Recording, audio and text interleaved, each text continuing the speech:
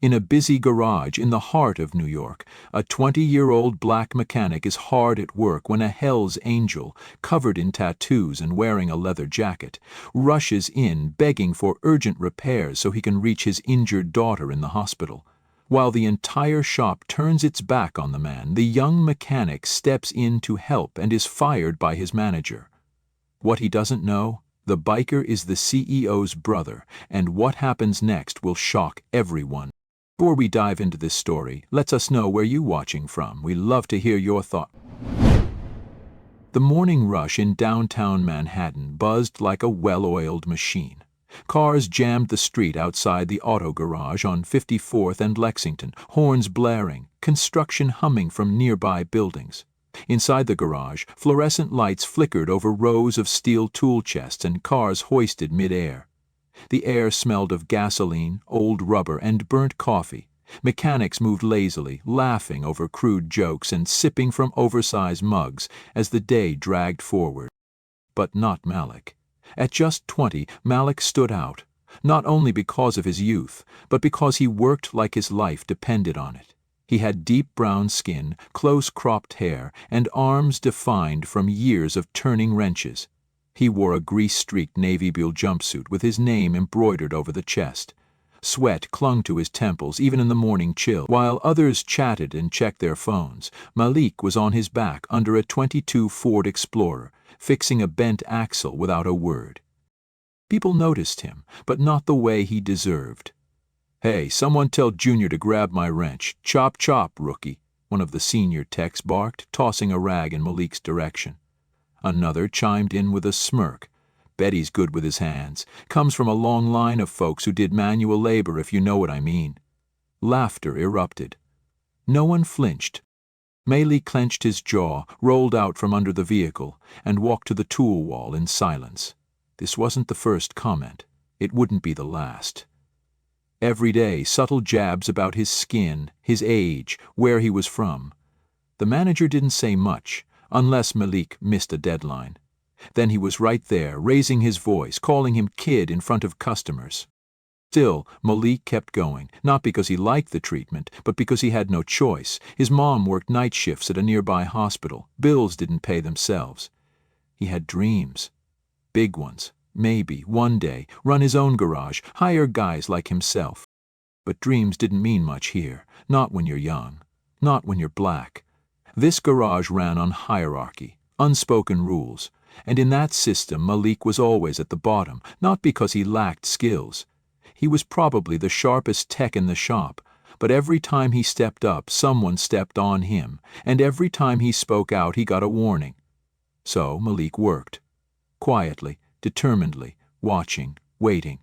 And he had no idea that today, the day that started like any other, was going to change everything.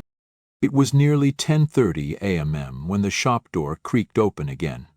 The chime above it let out a weak ding, drowned by the buzz of an impact wrench in the back. No one turned to look, no one cared. But Malik noticed.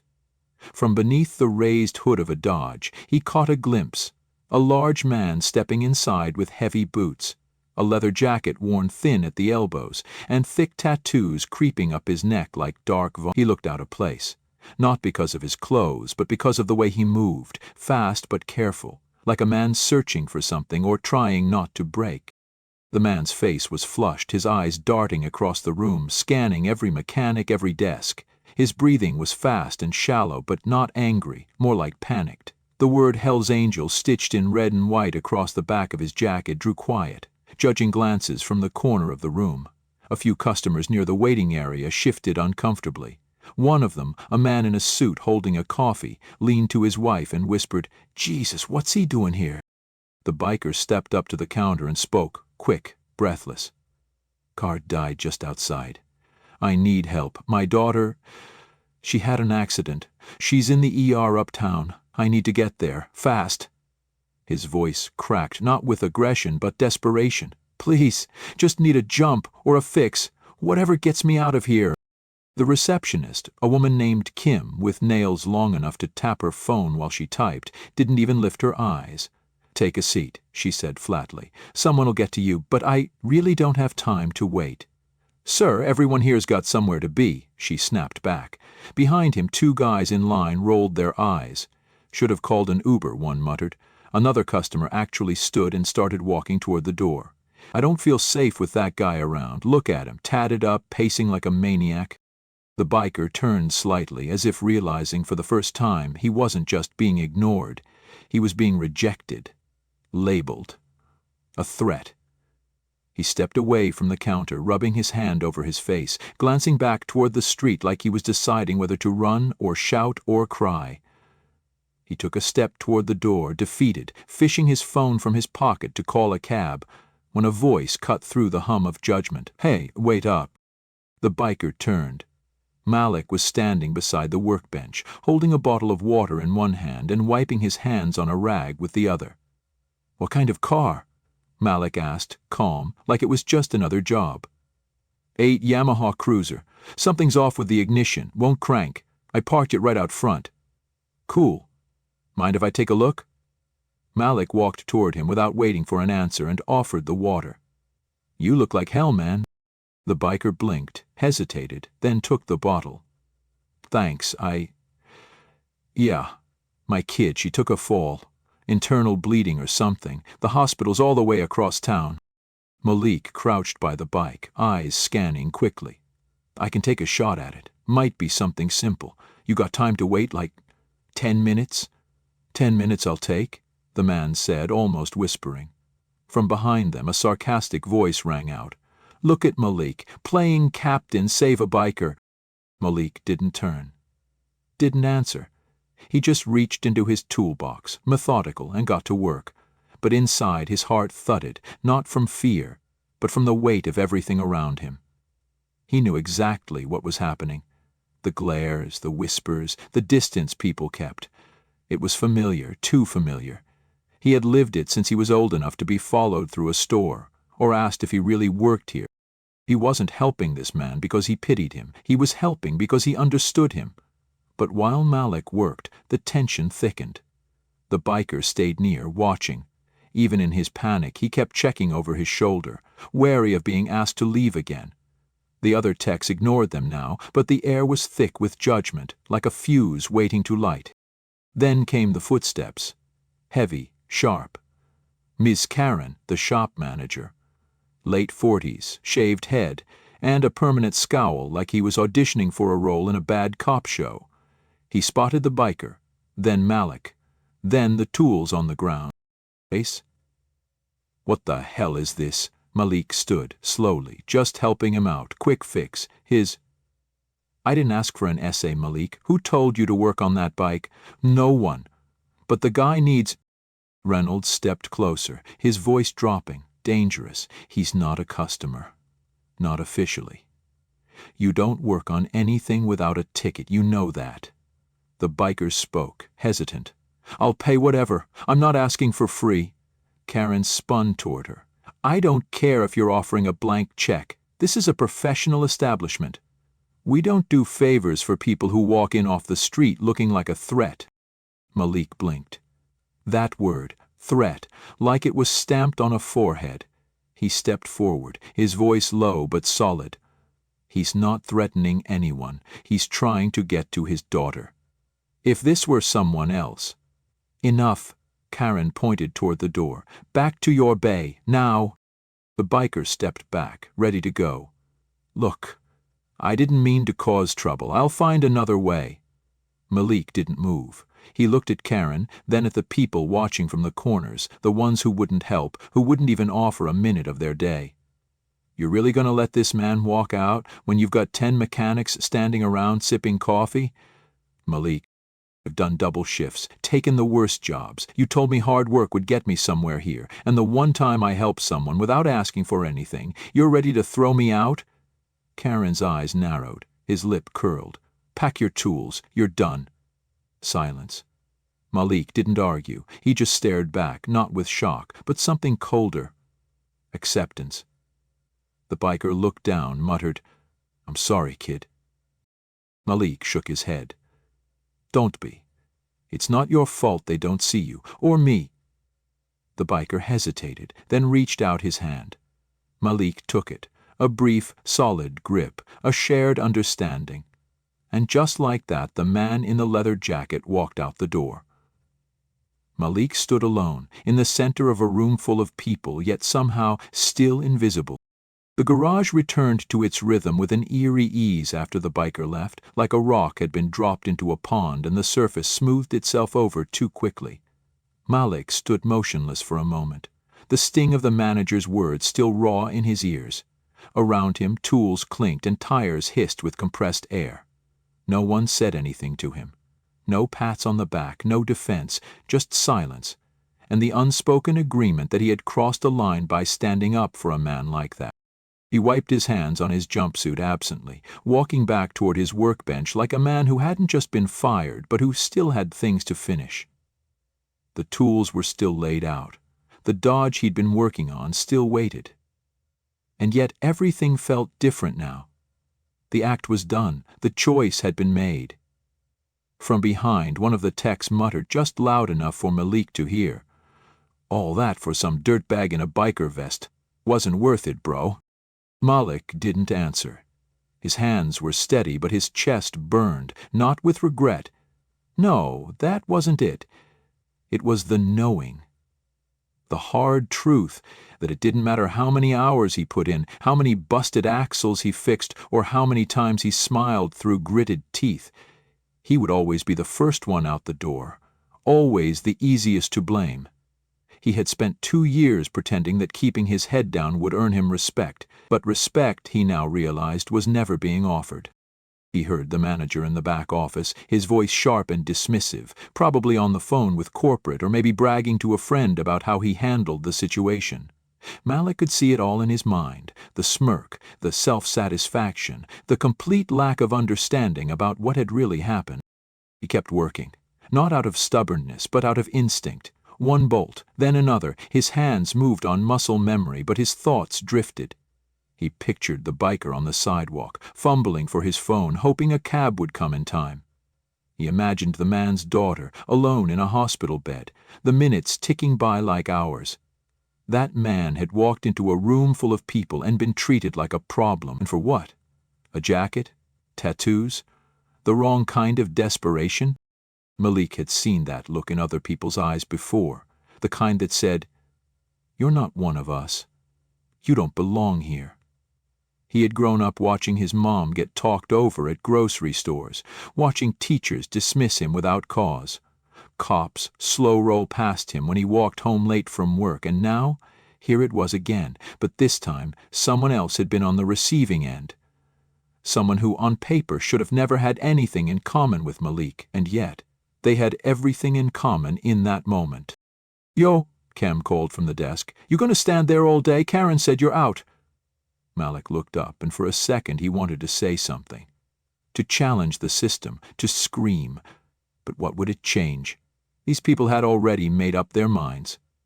So instead he nodded once calmly and returned to the back to grab his things. The locker room smelled like old sweat and rubber. Malik opened his locker slowly, the hinges squealing like they hadn't been greased in years. He tossed his gloves inside, unzipped his jumpsuit halfway, and took a long breath.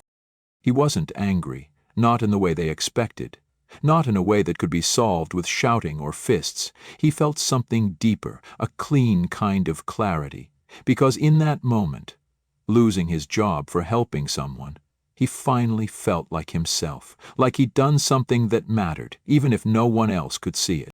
As he pulled on his hoodie and started packing his tools, the door creaked open behind him. It was Jonas, one of the newer techs. Barely a year in, barely spoke. "Hey," Jonas mumbled. "That was something back there." Malik gave him a look. Not sharp, just tired. "Yeah." Jonas scratched at the back of his neck. "I mean, I dunno.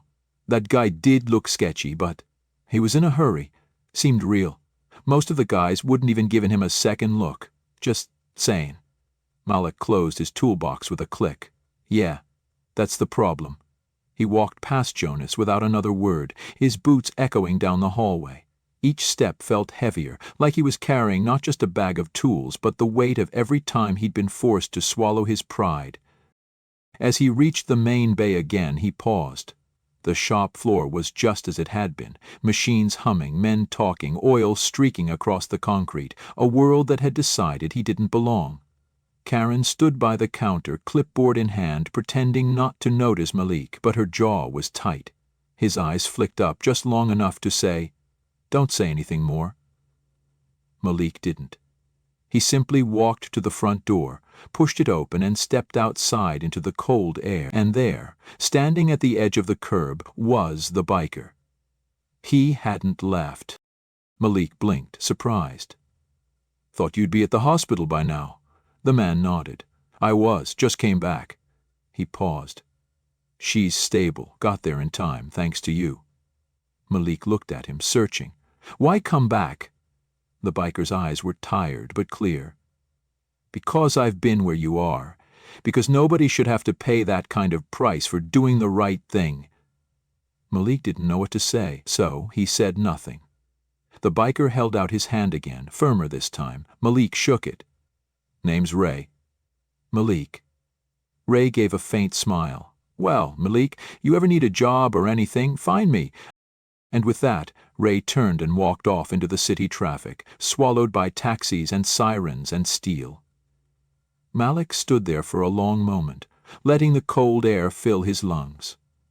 He didn't know what would happen next. No job, no plan. But something had shifted. For the first time in a long time, Malik felt like he hadn't just survived the day. He had chosen who he wanted to be. And that made all the difference. The next morning, the city woke up in the same rhythm it always did, sirens echoing off buildings, steam rising from subway grates, cabs honking impatiently as if the entire world were late. Malik stood at the corner of 54th and Lexington, staring at the familiar glass and concrete shell of the garage. The shop looked the same as it had every morning for the last 2 years, like nothing had happened, like he hadn't been cut loose less than 24 hours ago for daring to show a stranger kindness. His duffel bag hung heavy on his shoulder, packed with the essentials: wrenches, torque gauge, a socket set his uncle gave him when he first landed the job, tools that had become an extension of him. He didn't really know why he'd come back this morning. Maybe to pick up the rest of his stuff. Maybe to say goodbye. Maybe just to see it one last time before moving on. But standing there, watching the sun catch the oil-slick shimmer of the pavement, he felt like he was looking through glass at a world he wasn't allowed in anymore.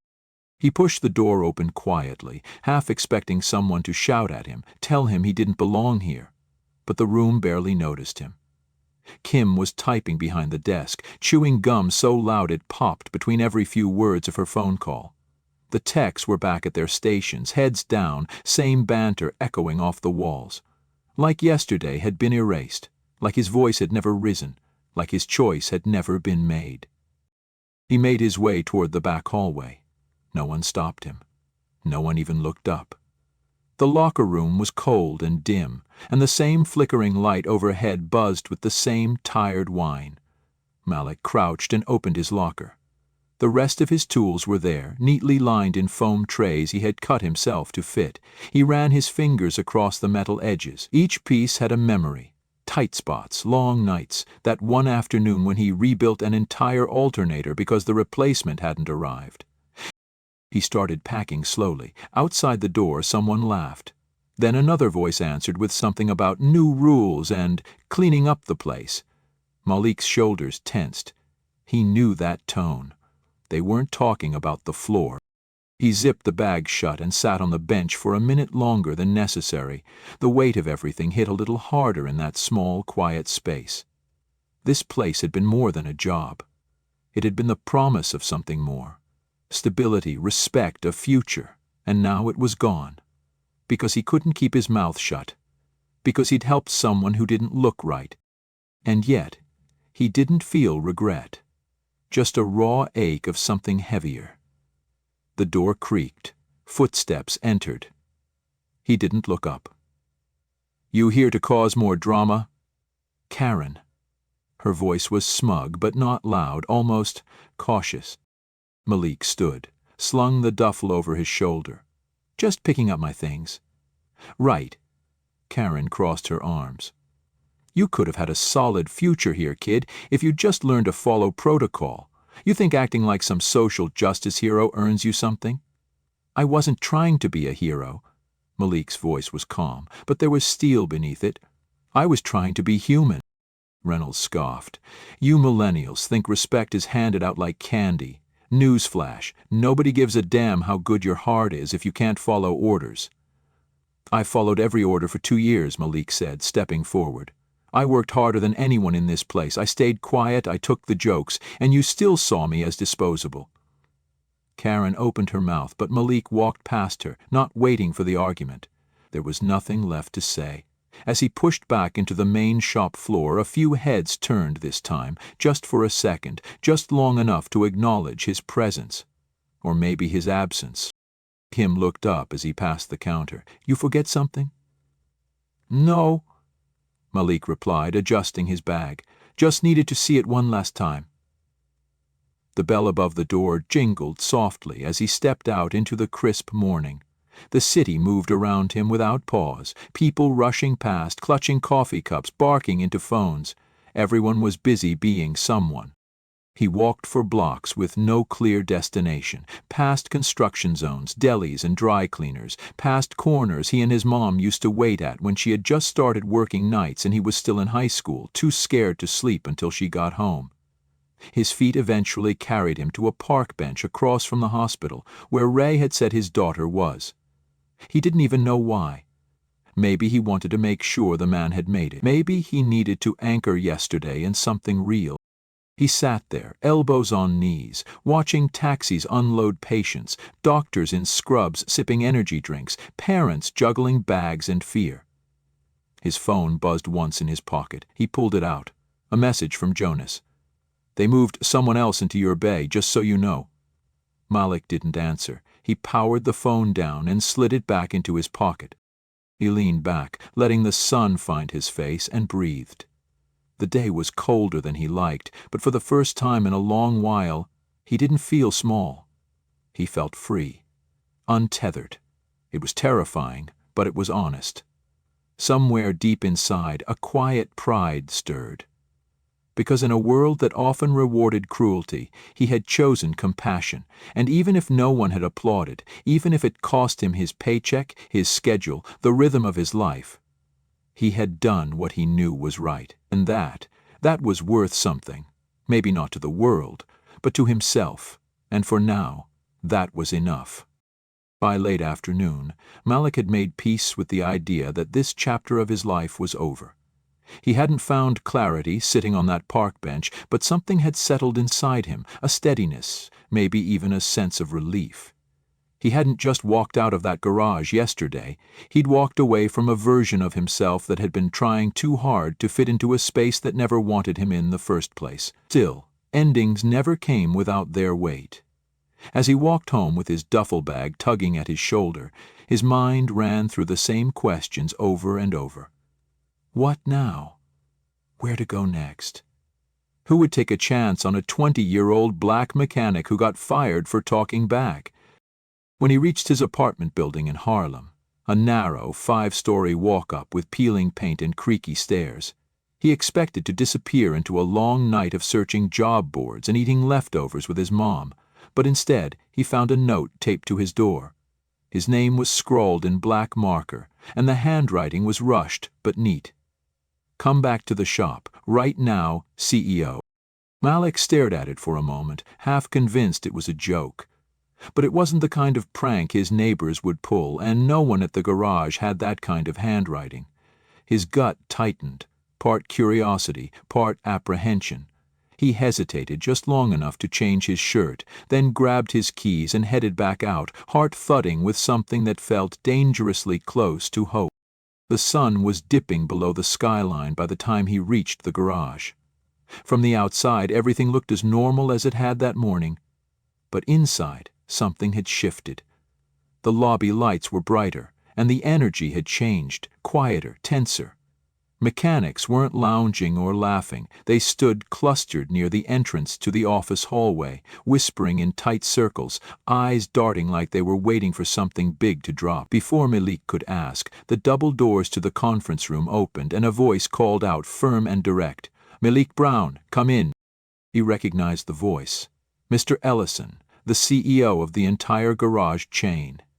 He'd seen him twice before, both times from a distance during site visits when the whole shop was polished up like a showroom. Ellison was a tall, composed man in his 50s, always in pressed slacks and leather shoes that never seemed to touch dust. But today he wasn't wearing a suit.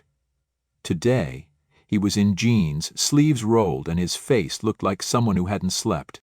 Malik stepped inside. The room smelled of coffee and tension. At the far end of the table stood Ray, the biker, his leather jacket hanging off the back of a chair, arms crossed, expression unreadable. Malik froze, unsure what this meant, but Ray gave a faint nod. Not a smile, just a gesture that said, "You're good. I got you." Ellison gestured for Malik to take a seat. "You've had quite a week, I hear."